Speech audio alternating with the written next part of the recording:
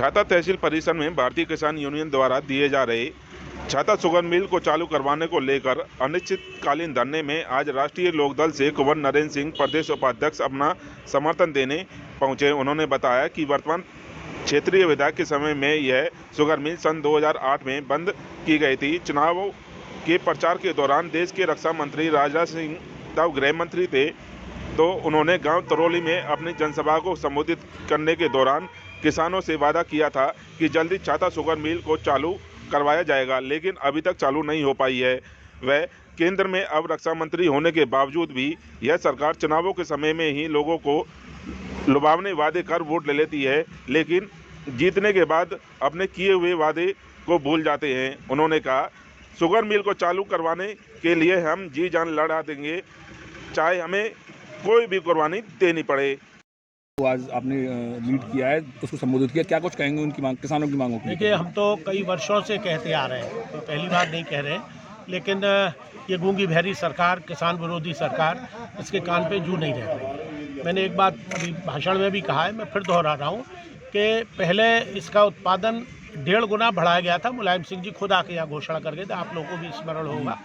लेकिन अब जो सर्वे हुआ है 2 साल 1.5 साल पहले, उसमें सर्वे में ये रिपोर्ट गई है, मुझे गोपनीयता से पता लगा है कि यहाँ खारी पानी है, इसलिए यहाँ गन्ने का उत्पादन नहीं हो सकता। देखिए, सरासर झूठ है, मिथ्या है, और ये इन लोगों को इससे जो लगी हुई 100 एकड़ भूमि है उसको खाने की योजना है।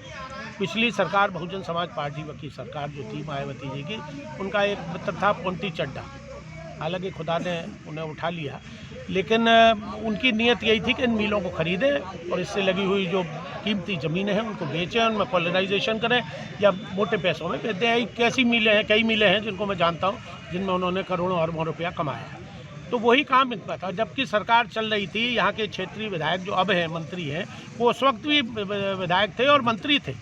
मंत्री काल में ये मिल बंद हुई है, इससे बड़ा दुर्भाग्य हो नहीं सकता।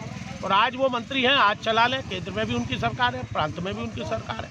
उस वक्त तो केंद्र में अलग थी, प्रांत में अलग थी, तो आज तो कोई संकट ही नहीं है, लेकिन उसके लिए प्रयास नहीं किया जा रहा, नीयत साफ नहीं है।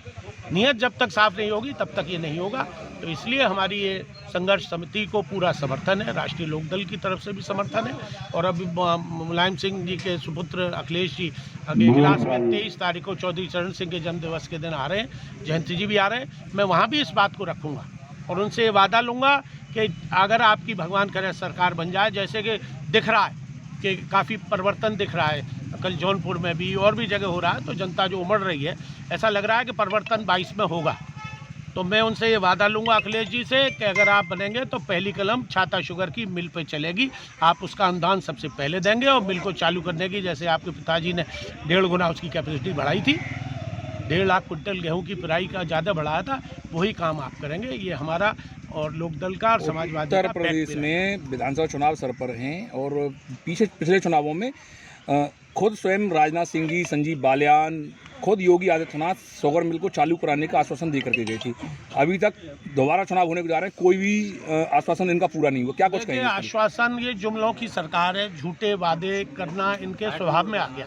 इनको ये महसूस नहीं होता कि हम झूठ बोल रहे हैं, लेकिन बोल जाते हैं। अब यहाँ पे कई लोग संघर्ष समिति में बैठे हैं, यहाँ शंकर सिंह जी हैं दद्दीगढ़ी के, ये कई बार बेचारे राजनाथ सिंह जी पे हुए। राजनाथ सिंह स्वयं आके यहाँ पर तरौली में उनने घोषणा की, चौमा में उनने घोषणा की, राल में उनने घोषणा की कि मैं चला दूंगा, और जाते हैं तो हाँ इससे बात कर लो, उससे बात कर लो, सिवाय टालने के और बहकाने के और झूठ बोलने के अलावा उन पर कोई काम नहीं। कल अजय मिश्र टेनी जो कि गृह राज्य मंत्री हैं, उन्होंने पत्रकारों के साथ में अभद्रता की है, गाली गलौज की, धक्का मुक्की भी। क्या कुछ कहेंगे इसको लेकर के? बड़ा दुर्भाग्यपूर्ण है, और इतने उच्च पद पे होकर, राज्य मंत्री केंद्र के होकर अश्लील भाषा का प्रयोग करें, धक्का मुक्की करें। मीडिया का काम है पूछना, चौथा स्तंभ है मीडिया हमारे समाज का, तो उससे अभद्र भाषा का प्रयोग, मेरे को तो उनको प्रधानमंत्री ने बुलाया, लेकिन मुझे तो हमें तो ये उम्मीद थी कल रात को उनसे त्यागपत्र ले लिया जाएगा।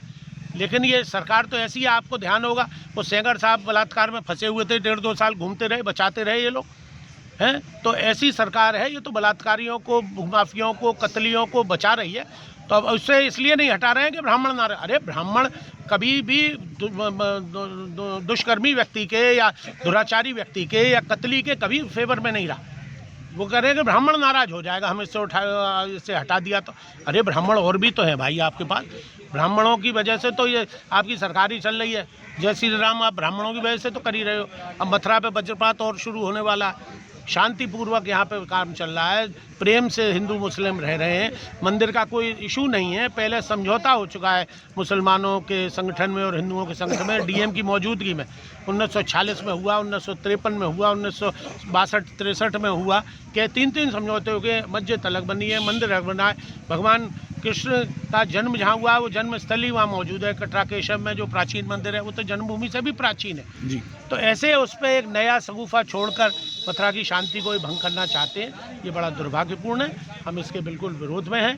मथुरा शांतिपूर्वक स्थल है, यहाँ पर कोई किसी तरह का भेदभाव नहीं है। यहाँ हिंदू भी प्रेम से रह रहा है, मुसलमान भी प्रेम से रह रहा है। इसलिए ये तो इस तरह की भावना पैदा करके एक उन्माद पैदा करना चाहते हैं। राम जन्मभूमि को लेके इन्होंने इतने वर्षों उसको जीवित रखा, अब उनको वो खत्म हो गया चैप्टर, तो ये शुरू नया कर दिया। तो इसलिए उसको गृह राज्य बंदी को तत्काल नैतिकता के आधार पर स्वयं त्यागपत्र दे देना चाहिए।